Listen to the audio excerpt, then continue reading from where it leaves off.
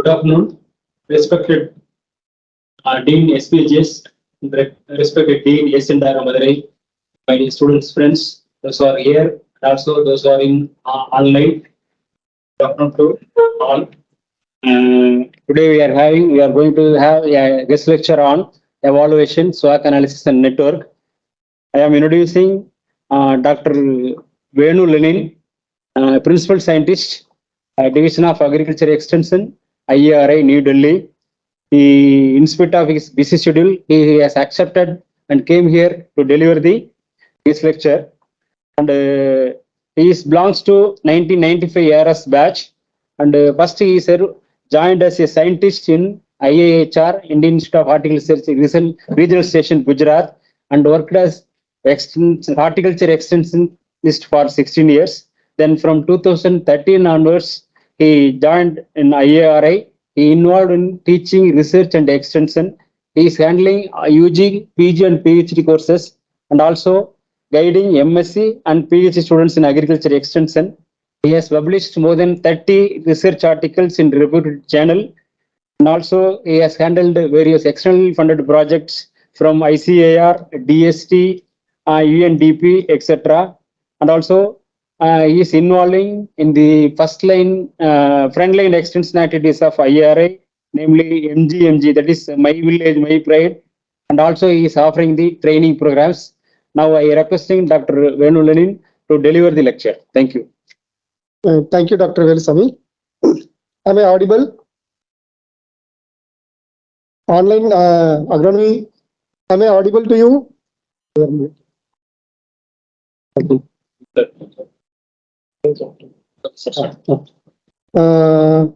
Respected Dean,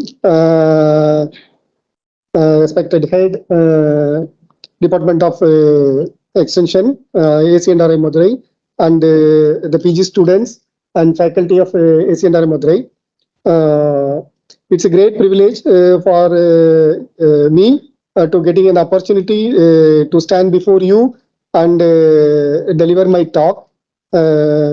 As you are aware that today I am going to speak about evaluation, SWOC analysis, and networks. You may be aware that evaluation plays a very important role nowadays. I can operate. So in our day-to-day life, evaluation is happening in everybody's life. Even at the end of the day, you might be analyzing that how my day has gone. I thought of doing so many activities. Out of n number of activities, how many activities I have completed, to what extent I have completed in each activity, and what is the level of satisfaction I got, then how to improve tomorrow, and how to redesign my planning. So this we do it. When we do it in a large for my project or for my institute or my country, like that, if we go keep on increasing the magnitude of the work which you have to evaluate, then we need a formal system. Set rules. Any game you play, there will be set rules. This is a way to play. So likewise, evaluation also has some set rules. How to do it. For that, today we will have a glimpse about the basics of evaluation and some of the techniques. We call it as a program management tools or program scheduling tools like networks, charts, like we have Gantt chart, milestone chart. We have networks like PET, program evaluation and review technique, and CPM, critical path method. So like that, we have various methods. So besides this, also in evaluation, we have a lot of techniques and methods. So today, we in this limited presentation, we will get exposed to the basics of evaluation and few program management tools. Coming to the evaluation, as a PG student, when we are in higher education, we should be very clear in our thought. Whenever we speak about evaluation, we should have the clarity what we are speaking. We cannot speak like a layman or in a common language. We have our own language, and that clarity we will get when we define it. Definition is like an abstract, and you cannot condense beyond that level to that concept. It will have all the keywords. That's why we are giving more emphasis always on these definitions. Now let us start with a few definitions of evaluation. Weiss 1998 defines evaluation as the systematic assessment of the operation and or the outcomes of a program or policy compared to a set of explicit or implicit standards as a means of contribution to the improvement of the program or policy. So here, if you look at the first definition given by Weiss, you can see that some of the keywords you can pick up in the entire sentence. First one is assessment. That means we are measuring something. Then what we are measuring? We are measuring the operation or outcome. Operation means what? What are all the activities we did in this? Our outcome means what we got out of at the end of this. End of this means what? The of program or policy. This program can be anything. Maybe your MSc research project, maybe your entire MSc program, or maybe a research project we scientists do. In this research project also, we have small projects and big projects. For example, if we see our projects, we usually go for the budget of a few lakhs to few crores. But if you take a project like sending a vehicle to moon, like Chandrayaan, there the magnitude is more. There are not one single scientist is involved. There are hundreds of scientists. Then hundreds of institutions from various background, various research, government, private, like that. Or you take a metro. If you want to start a metro station in Madurai, it will be a mega project, insisting lot of money, the players from various countries, and also various activities have to happen. So if such things have to happen, then how to evaluate it? So here this program can be anything, starting from a single day. It can be a big project, then or a policy. Policy means what's the goal I have to keep, or what set of standards I have to keep throughout my life. So like that policy, a government or an institution, that policy guides the conduct of that organization. Then the other key point here is standards compared to a set of explicit or implicit standards. Standards, this is a key word. Standard means I am assessing against a standard. So we set a minimum standard for everything. There is standard means a level of performance or a level of quality that should be there. For example, we are all agriculture students from agriculture university, means we have a standard. Below that we cannot go. In an Indian college system, an agriculture graduate means minimum. These are all the things needed. Likewise, TNU means it has its own standard, minimum standard. So it cannot fall below that. So that standard we expect in everything, in a project also, when thousands of projects are there, in each project, this is the standard, minimum standard we set, and we compare my current project with that. Am I meeting that standard, above that standard, like that?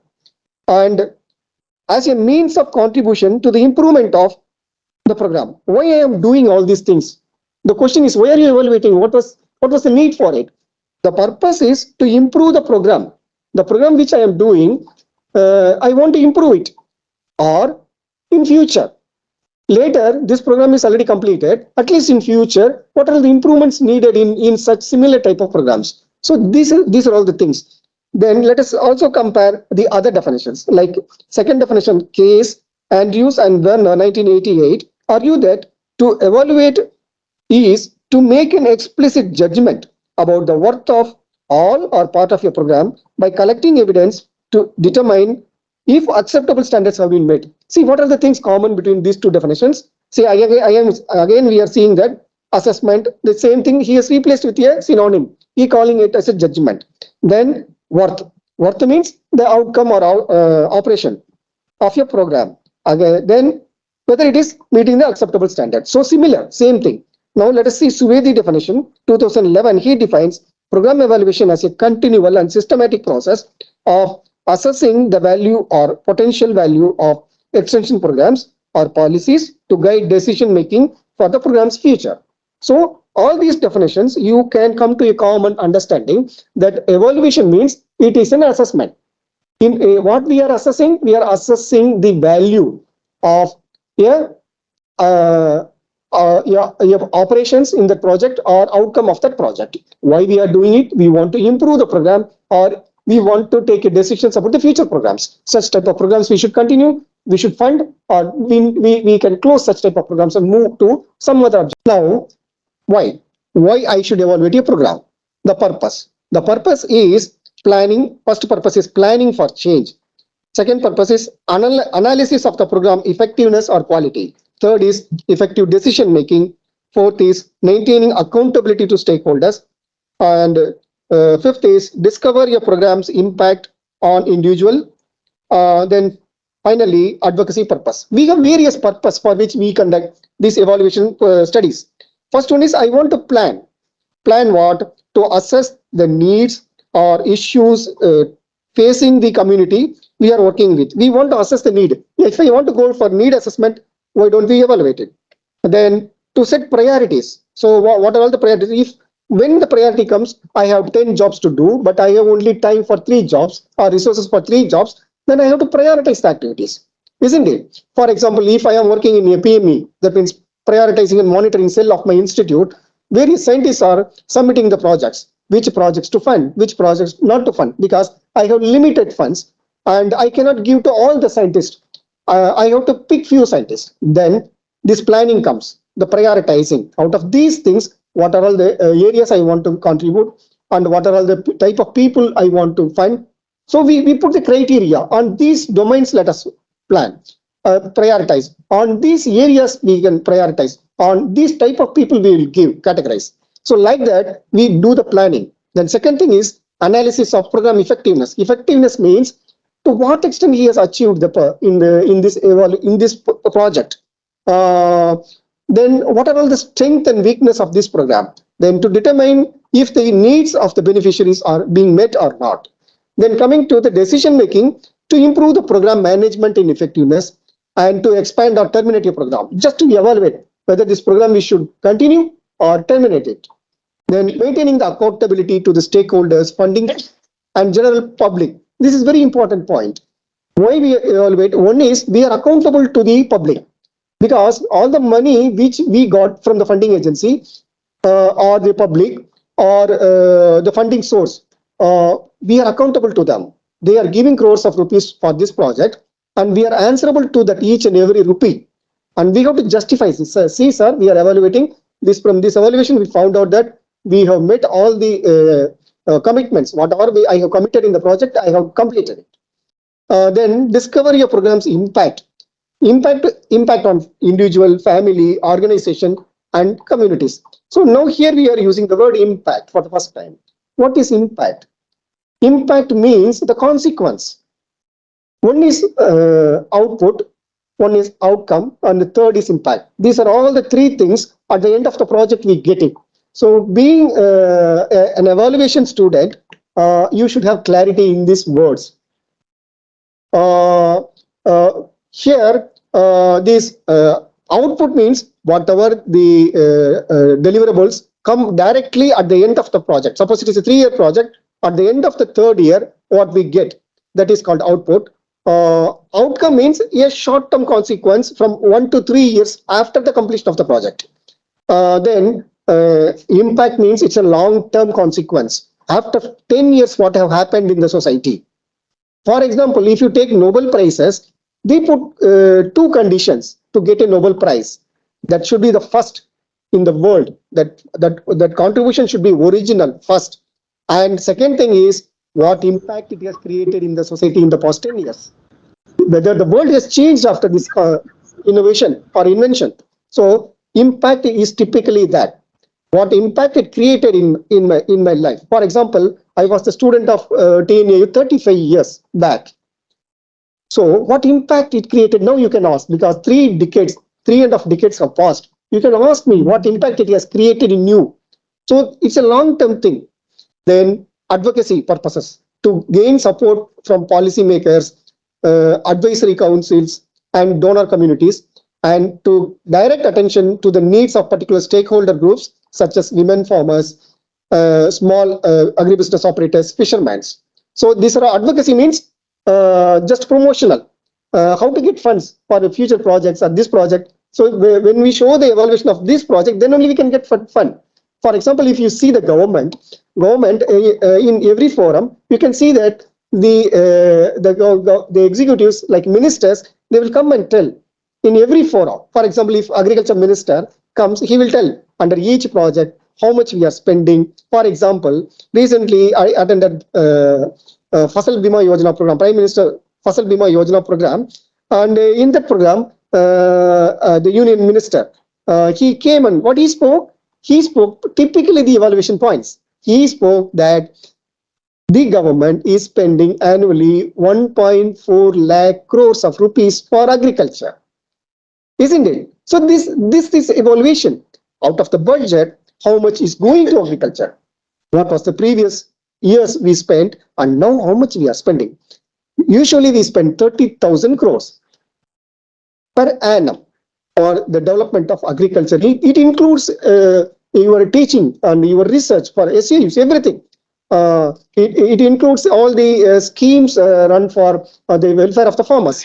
So suddenly there is an increase from 30,000 crores to 1.4 lakh crores.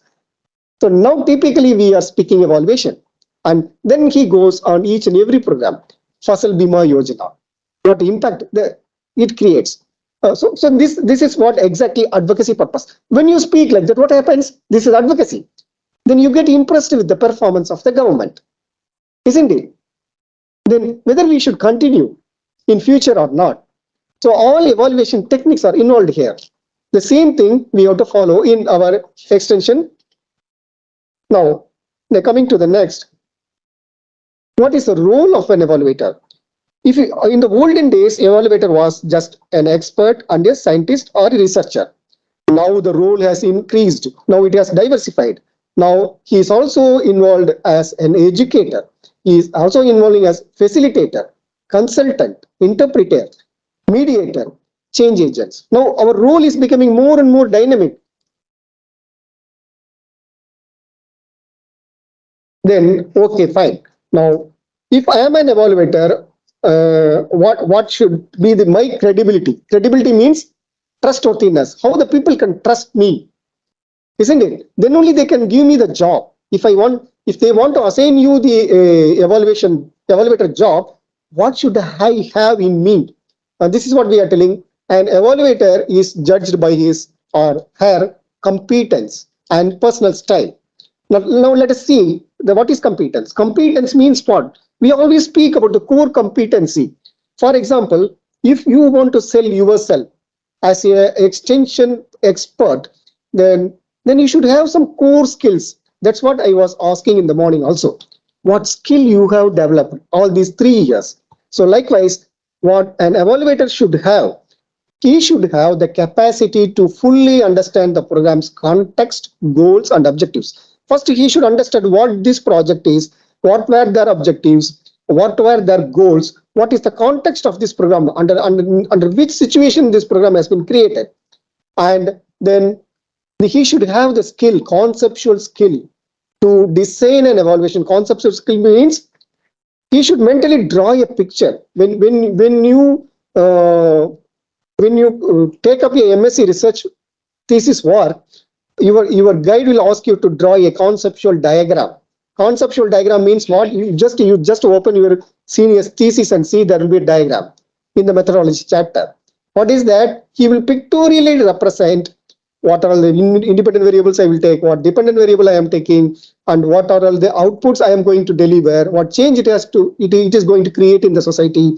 So likewise, the conceptual, that mental skill to design the evaluation. Here I should draw a mental picture about how my evaluation study is going to be, what designs I will be using, what methodology I will be using, how I will collect the data, how much money needed for what are all the labors or persons I need, what are all the vehicles I move. So that first mentally draw a picture. Once you mentally draw the picture of work is done, then mastery of qualitative and quantitative approaches to data collection.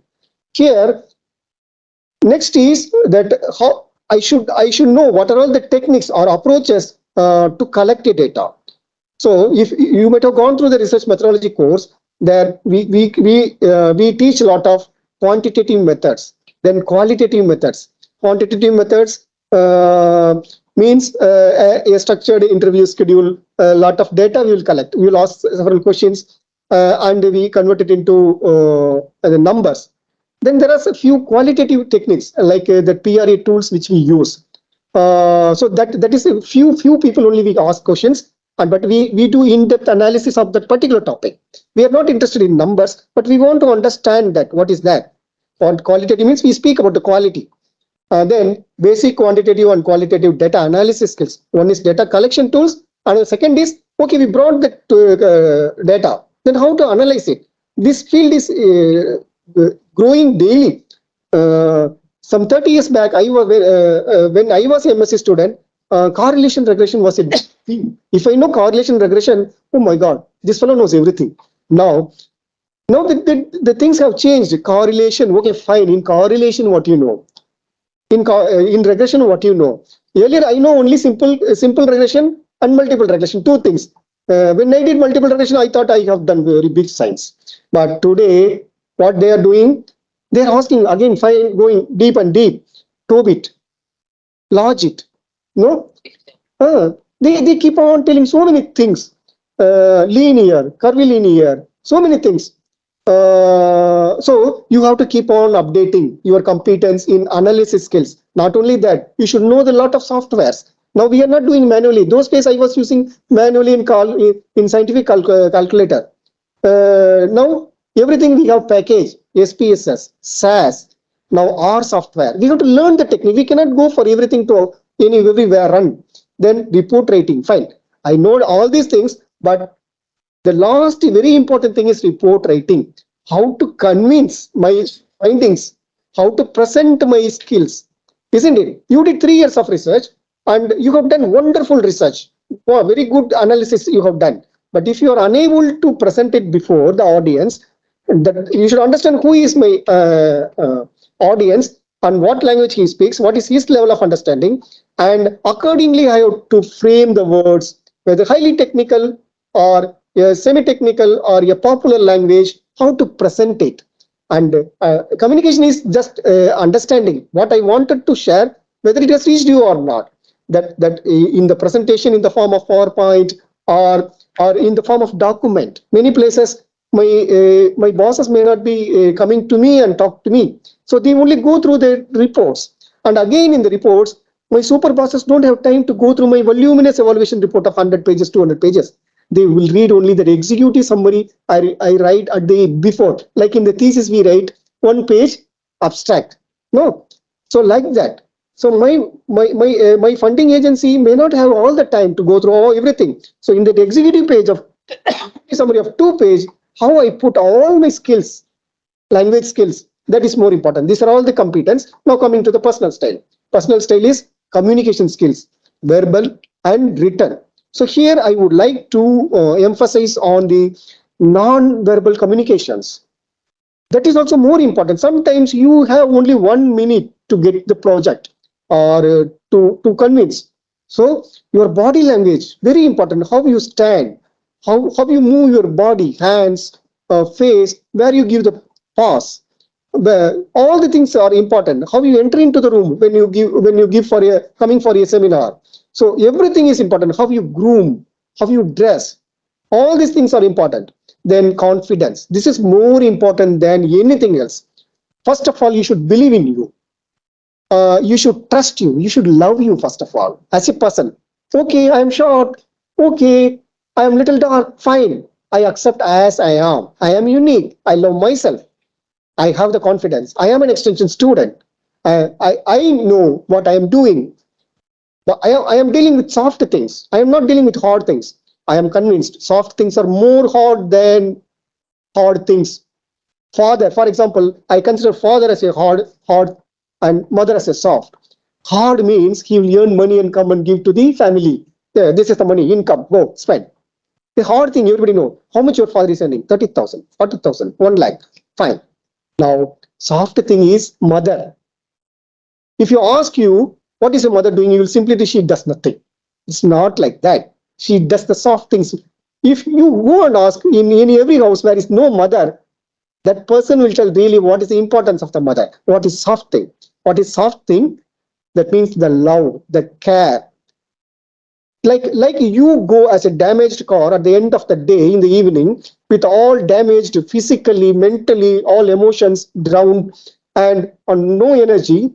In the whole evening, the mother will talk to you. How was the day and what went wrong? How to all the solace, and she will feed you the choicest food on the earth, and she makes you ready. Again, you are ready the next morning. Go and run, play, isn't it? This is a soft thing. You cannot quantify this, but this soft skill, how it comes, and for that I should have the confidence. Likewise, why I am telling we are like mother, we deal with soft things. We are motivating. Extension is an education. We are motivating the people, persuading the people to adopt. So here, the confidence of the person, you never lose confidence in front of any other scientist who is coming out with tangible products. We come out with the intangible products and strong interpersonal skills. Yeah, this is very important. How you relate yourself with other people. Any person you should be able to connect with, and you should make the environment entertaining, and ability to nurture trust and rapport. This is very important. If you want to survive in this materialistic world, trust, this word you catch in your life, you will always be successful. What is trust? Trust means the person opposite you, he should believe you. I can depend on him. I can rely on him. I have given this job, he will do it. I can go and sleep. That is called a trust, and he will never ditch me. For example, today I am standing before you as an alumnus of TNAU, an alumni of IARI, alumnus of GKVK Bangalore, US Bangalore. So wherever I go, I speak good things about my alma mater, isn't it? And I never give. If anybody talks ill about my alma mater, I defend it. I will always, likewise, my organization, my uh, my project, my funding agency, I should be loyal to them. I should be trustworthy. This is called a trust. For example, you all must be having a guide, isn't it? You accept him as he is. You be loyal to him. You don't think that I know better than them. No, nothing like that. Trust. This is called trust. Then, then comes sensitivity in reporting. Sensitivity means you should be very sensible. What should report? What should not report? If I write this thing, this will create a trouble in the society. No, don't write it. If it is going to harm anybody, don't write such things. Be sensible to each and every issue. Nowadays in social media, you people are writing anything, forwarding anything. Don't do like that. Verify 1,000 times before sending. If any message is coming out of me, it should be trustworthy. Don't post too many things. Post one, two. But if somebody reads that from this is from this person, yes, it's very authentic. Is trustworthy, reliable, the person. So that sensitivity comes like that. Then cross-cultural skills.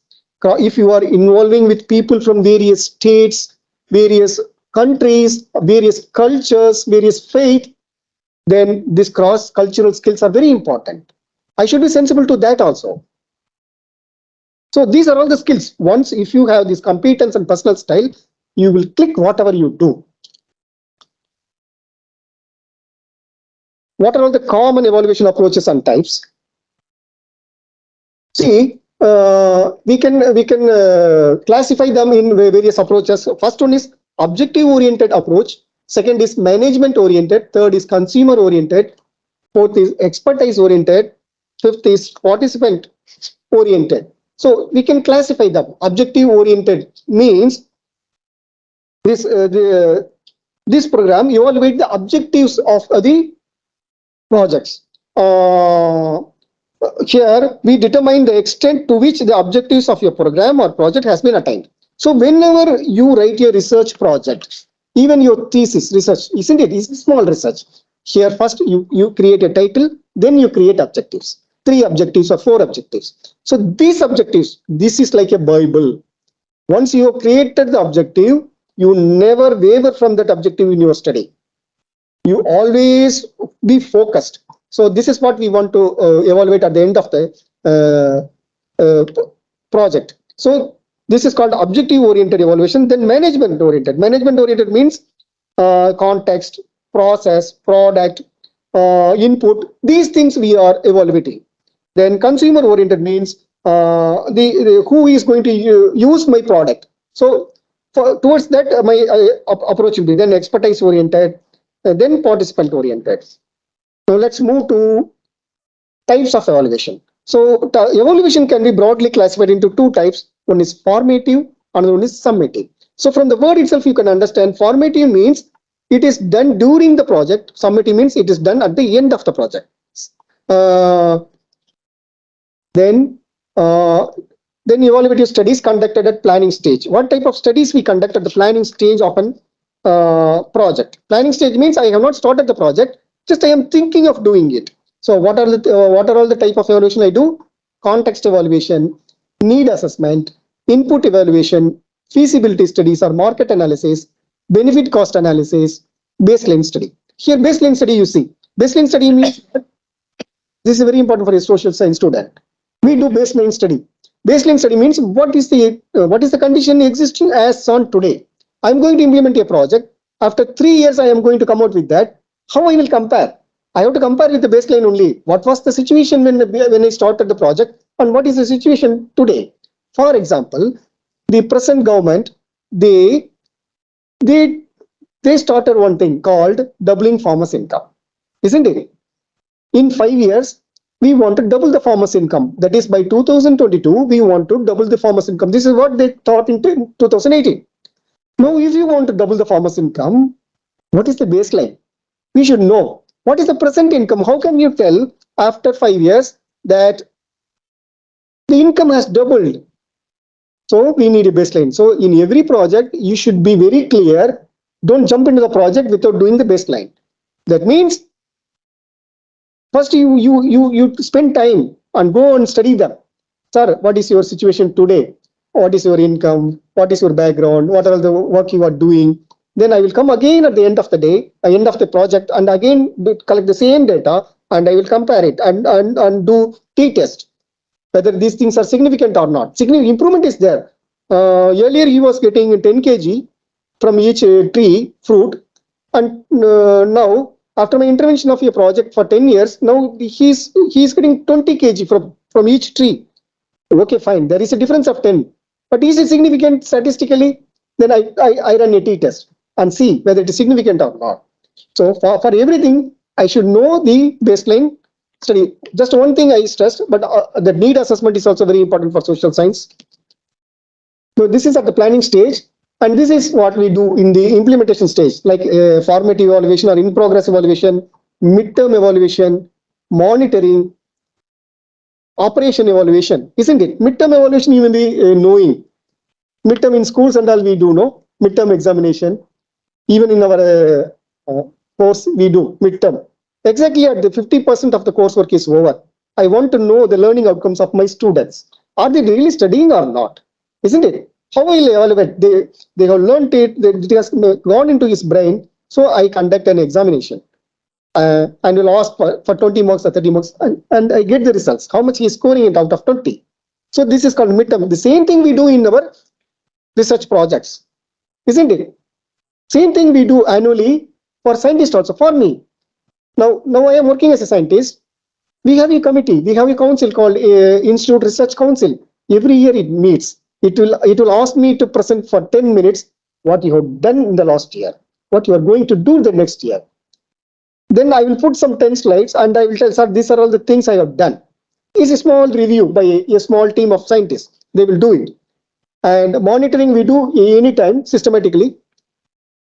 Then evaluative studies conducted at the end of the program or after. That means when the project is completed, I do some evaluation. What is that? One is output evaluation. I already told you what is output. Whatever the tangible things come at the end of the project. For example, I am doing 3 years doctoral program. What is the tangible thing coming out of the end of the 3 years? One thesis is coming. Outcome.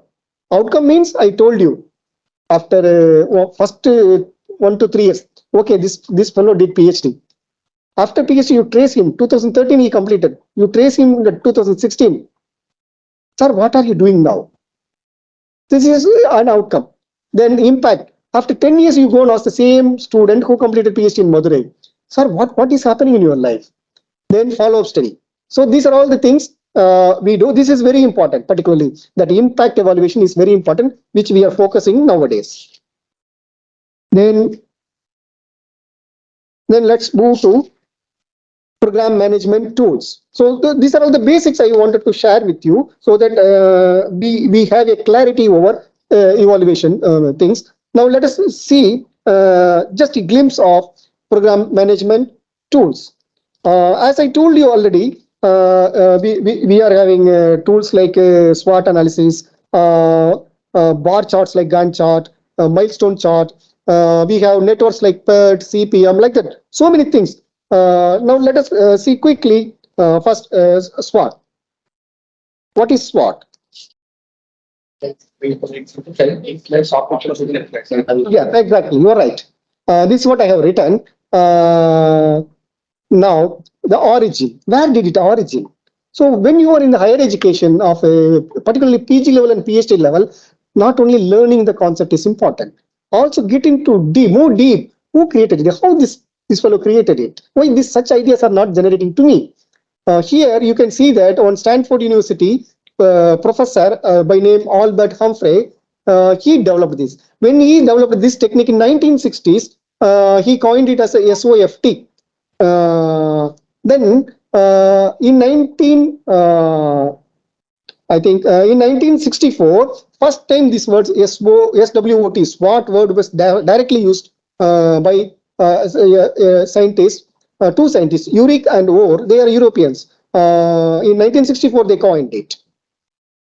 And this is what the SWOT stands for. And also there is one thing called a SWOT matrix, 2 by 2 matrix, isn't it? You might have studied matrix in your 10th standard. So here I am going through the details of the strength, weakness. Due to paucity of time, I will not go very deep.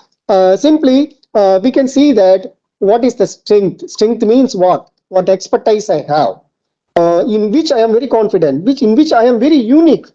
Only I can do it. That is the uniqueness of me. Here in this case of that evaluator, what are for example, an organization, what is the uniqueness of that organization? Only that organization has that power, even though there are several organizations. And the strength can be the human competency, the process capabilities, financial resources, products and services, customer goodwill, brand. Creating a brand is also not easy. The TNU brand is not built in a day. No, several years it took. The teachers, the students, they're spreading throughout the world. They're wherever they're going, they're creating an impact. For example, if you come to IRI, there are 500 scientists. In the 500, there are around 20 to 30 scientists. They are from TNU, isn't it? So you are evaluated against another 470 scientists from other universities. So as a TNU scientist, how I am performing? In that institute, in my division, we call division, you call department, division. We are again 15 scientists in my division. From various states they are, from various backgrounds. Then there are 3 scientists from TNU. How they are doing, isn't it? There are key officials like director, joint directors, 1 director, 3 joint directors, and near 20 heads of the organizations. So totally, how many I told? 24 key officers. Out of 24 key officers, how many are from TNE? Count it. Today, if I count, I am counting 3. Out of 23, 3 is good number, isn't it? 1 is joint director research. Number 2, there are several heads, isn't it? This is called brand. It's slowly built. Okay, they occupy the post. How they are performing? I occupied principal scientist post in IR, how I am performing. So I am kept on evaluating day in, day out, day in, day out. So these are all called strengths. Now coming to the weakness, what are all the drawbacks? I should understand not only my strength, also my weakness as a evaluator or weakness as a project. So what are all the weakness in this project? That also I should, what is not working? What are all the problems I have? Then comes opportunities. So strength and weakness are internal to that organization. But now the next two, opportunities and threats, they are external to the organization. For example, if you read Bhagavad Gita, or if you read Patanjali's Yoga Sutra, only two things they are telling. They are classifying everything into two. What is that? Swa, Para.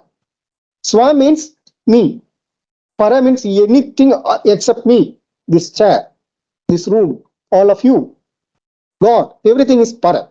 So only two things. Likewise in SWOT analysis also, first S and W are Swa, belonging to that organization. Whereas O and T, they are external, not in my control. Isn't it? The weather is not in my control. Now, I am delivering a lecture, but this electricity is not in my control, but it is going to affect me. This room is not in my control, this is going to affect me. So these are all the opportunities and threats. Now, opportunities means pluses and threat means minuses. So in what we call T, threat, the same thing they are replacing nowadays with C, challenge. Same thing.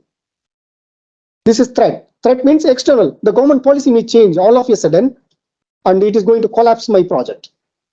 See, when I became scientist, I was not able to purchase a phone.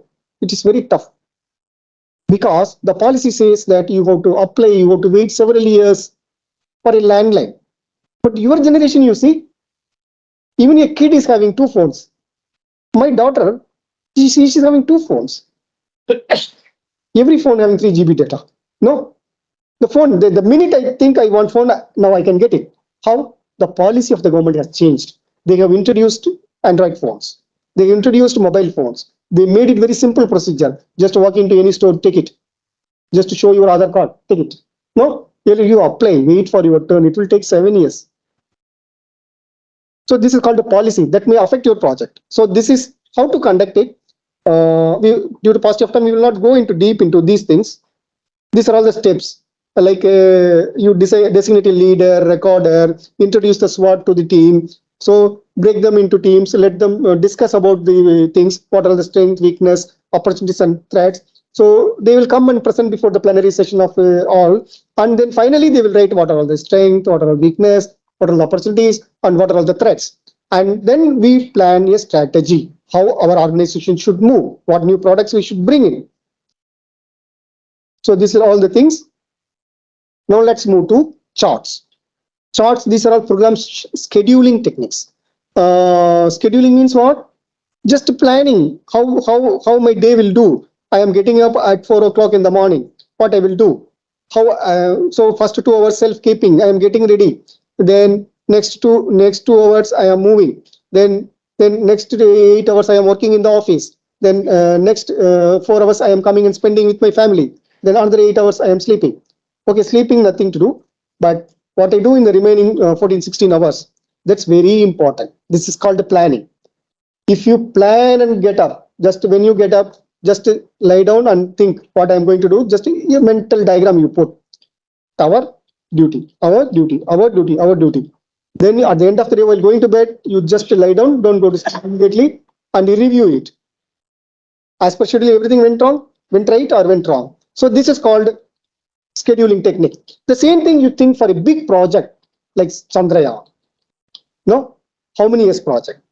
What I have to do in the first 3 months, second 3 months. So these are all the things we are going to learn. Now, what is Gantt chart? A Gantt chart commonly used in project management is one of the most popular and useful ways of showing activities, particularly showing the tasks and events displayed against time. Only two things. One is time and what task I am going to do. Like what are the various activities, when each activity begins, when it will end. So like that. detail. I am going into the detail of this project. This is what typically a Gantt chart looks like.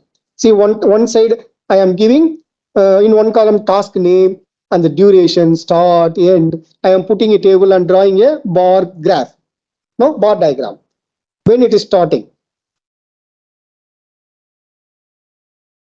How to make a Gantt chart? So nowadays softwares are available like Primavera, Microsoft Project, MindView. Like you can use like that also. So this I am going to getting into the details like steps. First, review the scope baseline, create the activities, then sequence the activities, finish to start to start, all these concepts. Then I am estimating the resources, estimating the duration, then develop the schedule. It is nothing but I am preparing a timetable. Typically, when the semester starts, your teacher might be giving you this is your class timetable. It is a 2+1 course, Monday theory, Tuesday practical, Wednesday again theory. So 10 to 11, 2 to 4, then 10 to 11. This is scheduling, isn't it? This is what exactly we do for a big project. Then milestone is also similar to the Gantt chart. What is the purpose of milestone? Then how to create it? These are all the details I am giving. Now let us move to the PET. What is PET full form? Exactly. So this is also giving importance to what? Can you be little specific, move beyond evaluation word? It is also a program management tool. And this, how it started, let us see. This was born of sheer desperation of what? In 1956, during the initial stages of US Navy's Polaris missile development program, the Special Projects Office in charge of this immense project found that all the conventional management tools were hopelessly inadequate to track of the schedule. He is not understanding what's happening in this project. Such a big project it is, because there are 11,000 contractors working in this project. How to handle all these people, how to get the work done from them, when they will do what, no clarity. So we have to start this PET. So this motivated them to start the PET project. Particularly PET project deals with uncertainties in time. I am not clear when this project will be over. Certain things you ask this to a student, when it will be over, I don't know. It depends. It depends on what X, Y, Z. And exactly I don't know what will happen, isn't it? Because it is everything is vague. It is they have no data to come to a conclusion. Particularly when you are doing first time. Okay, certain things. You read Abdul Kalam's first book. What is his first book? Autobiography. Wings of Fire, isn't it? You read how he created missile. You read it. When the first time they started, no, their boss came. See, Prime Minister is asking, we want a plan. Come on, give me. How the missile? How much money we need? They don't know anything. Simply they took a paper and wrote some figures, 000, and they gave it to them. Then their boss told, is it sufficient? Sir, we also don't know, sir, what to do. Because first time we are developing, we have never developed a missile in this country. First time we are developing, we don't know, sir, what we need, how much we need. Don't worry. Put some 2-3 zeros again. No, crores became 10 crore, 100 crore. No, like that. Dekha jayega. That means let us see it first. What will happen? Let us see in future. Let us start the work. Then this is called uncertainty. Particularly if suppose Prime Minister is coming and asking you, okay, you want to land a person on the moon, what is the timeline you want? We don't know. Then you have to commit, no? There is an uncertainty in many things. Exactly, even science doesn't know. When Corona struck us, we don't know how to tackle it. People started dying in thousands and thousands. What to do? We don't know what is this disease, what is the causal organism, and what is the remedy for it, and what is the preparedness. So in such things, this PET will work. Exactly. So the time uncertainty is there it will work. Here, this is the steps, like the PET, like identify the specific objectives, determine the proper sequence, construct a network diagram, and estimate the time, Like in the time, again, we have 3 times, like optimistic time, pessimistic time, most likely time. So then update the PET chart. So this is how we draw that. Like first we will draw the activity table. We give a symbol to the activity, preceding activity. Typically we draw for weeks, but it is not strict. We can even go for months or a quarter, like that. Then we draw a flow chart, start to end. So which are all the activities done concurrently, which are all they come succeeding and preceding each other, like that we make. So this is how a typically PET diagram looks like. It is in the circle, and its circle has 3 partitioning. For example, the first off on the top is the name of the activity, 1, 2, 3, 4, like that.